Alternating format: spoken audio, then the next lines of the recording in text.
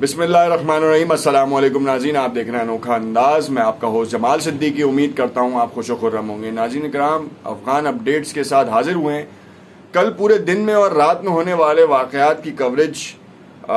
کے لیے آپ کو لمحہ بلمحہ آگاہ کرتے رہے ہیں، اور ابھی بھی جو اس وقت تازہ ترین صورتحال ہے اس سے آگاہ کر رہے ہیں۔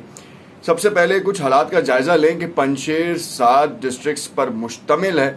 اور ان میں کل رات تک کی یہ رپورٹ تھی کہ 5 اضلاعوں کے اوپر پنجشیر میں طالبان کا قبضہ ہو چکا ہے۔ شتل میں باقاعدہ طور پر بیس کے قیام کا اعلان بھی کر دیا گیا، اور تو اور اس حوالے سے مزید تفصیلات بھی جانیں گے کہ آخر کار طالبان اس وقت کہاں پہنچے ہیں، کیونکہ 3 دن قبل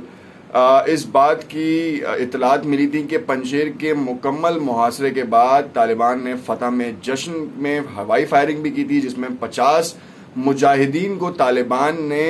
قبضے میں لے لیا۔ ملا عبد الغنی برادر اور ذبیح اللہ مجاہد کے مطابق انہوں نے بیت المال کی خلاف ورزی کی تھی، اور انہوں نے اسلحہ جو ہے وہ بغیر پوچھے ہوائی فائرنگ میں خوشی میں خرچ کیا تھا، اور اسی کے چلتے ہوئے ان کو سزائیں بھی دی گئی ہیں اور اس وقت کسٹڈی میں، اور جس کی وجہ سے اس ہوائی فائرنگ سے 3 افراد کی موت بھی واقع ہوئی تھی۔ خیر،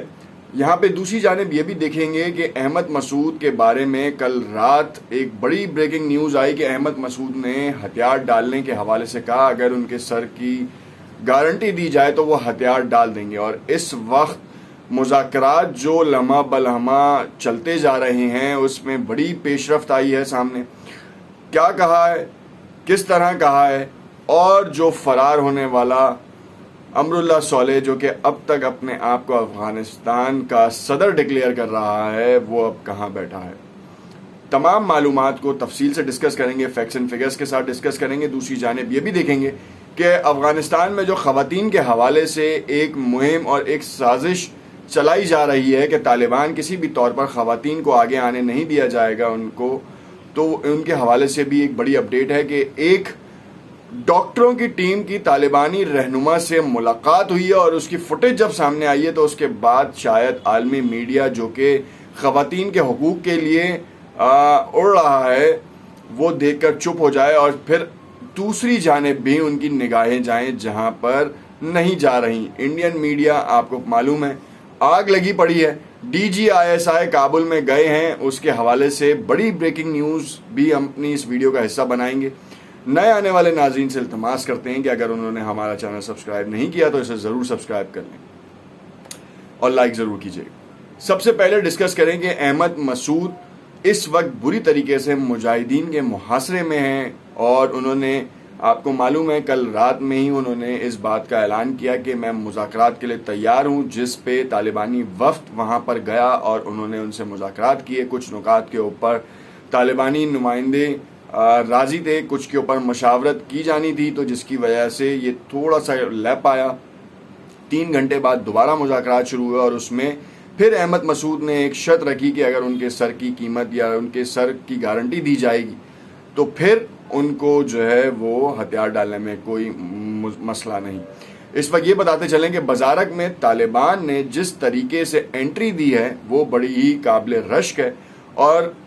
شتل جو کہ بیس بنایا گیا تھا اس کے بعد آپ کو ہم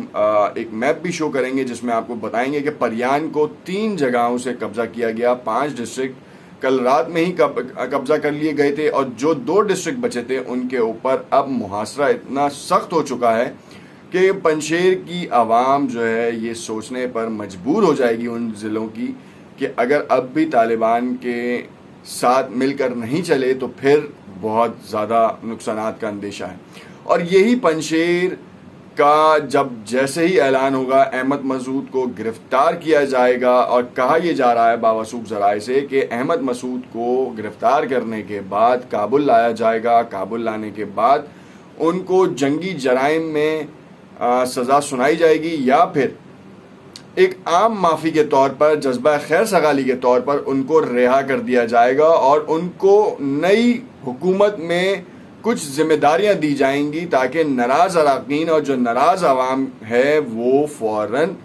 اس راست پہ آ جائے کہ افغانستان کی بہتری کے اوپر کام کیا جائے۔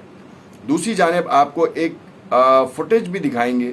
جس میں آپ کو بتائیں گے کہ اس وقت جو ہم آپ کو بتا رہے تھے کہ ہرات کے گورنر عبدالقیوم روحانی سے لیڈی ڈاکٹروں کے مذاکراتی وفد نے ملاقات کی اور اپنے مسائل سے آگاہ کیا. آپ کو بتاتے چلیں کہ کوپ جس دن ہوا افغانستان میں، اس کے بعد سے مریضوں کی دیکھ بھال کے لیے جو افغانستان کی کلچرل ویلیو یہ ہے کہ خواتین کو خواتین ڈاکٹرز دیکھیں گی. متعدد ضلعوں میں یہ ہے، متعدد شہروں میں اور متعدد صوبوں میں یہ وہاں کا کلچر ہے کہ خواتین مریضوں کو خواتین ڈاکٹرز یا نرس اسٹاف دیکھیں گے انجیکشنز کے لیے، یا ان کے بہت سارے مسائل ہوتے ہیں مریضوں کے جن کی دیکھ بھال کے لیے فیمیل نرسز کا ہونا ضروری ہے. کابل فتح ہونے کے بعد خواتین جو ہے گھروں تک محدود ہو گئیں. پھر کابل کی گورنمنٹ نے، قائم مقام گورنمنٹ نے اعلان کیا اور انہوں نے ریکویسٹ کی بیسکلی کہ جو نرسنگ اسٹاف ہے وہ فوراً اپنی ڈیوٹیز کو جوائن کر سکتا ہے اور مریضوں کی تیمارداری کر سکتا ہے. مگر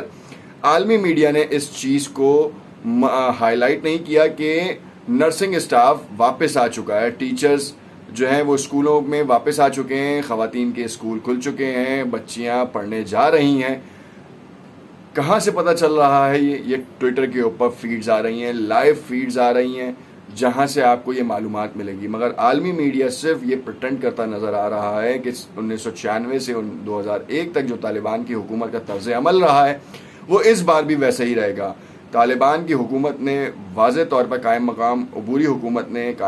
جو ہے واضح طور پر یہ بتایا ہے کہ ہم خواتین کے کام کرنے کے خلاف نہیں ہیں،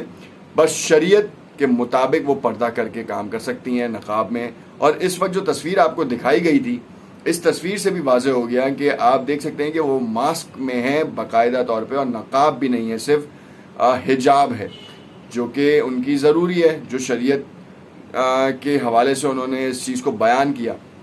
تو یہ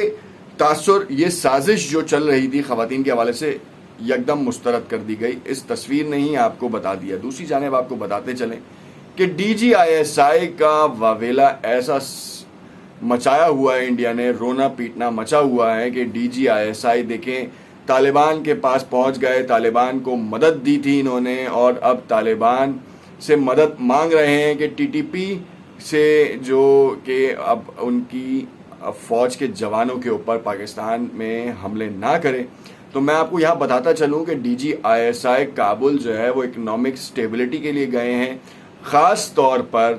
جو سی پیک ہے اور ون بیلٹ منصوبہ ہے اس میں افغانستان کی شمولیت اور اس کے سیکیورٹی مسائل کے حوالے سے گئے ہیں. پاکستانی افواج میں اتنا دم خم ہے کہ میجر گورو آریہ جیسے لوگوں کی ذہن سازی کی گئی باتوں کا جواب دے سکے اور ان جاسوسوں کو پکڑ سکے